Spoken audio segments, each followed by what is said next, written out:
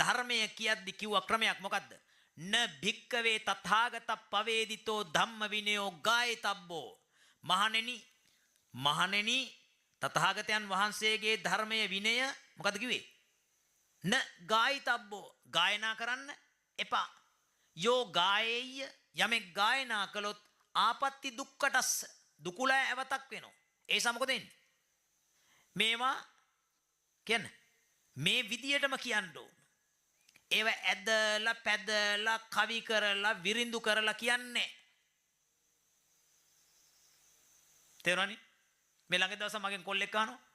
හාමුදුරනේ ඔබ වහන්සේ කවි බණ වලට එහෙම වඩින්නේ නැද්ද? මං කව කවි බණ බුදුහාමුදුරුවෝ කියලා තියනවාද? ඈ? එහෙනම් මතක තියාගන්න මොකද්ද?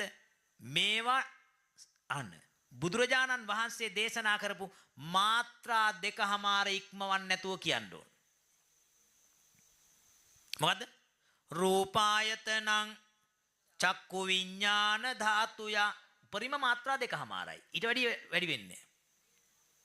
දැන් අපි මේක පටන් ගන්න එක නමෝ තස්ස භගවතෝ අරහතෝ සම්මා සම්බුද්දස්ස පඨාන දේශකස්ස.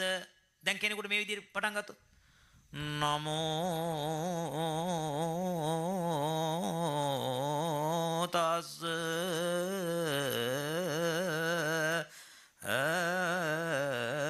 කියලා පටන් ගත්තොත් මොකෝ වෙන්නේ? මාත්‍රා දෙකමාර නෙමෙයි මේකේ මාත්‍රා 12මාරටත් එහා පැනලා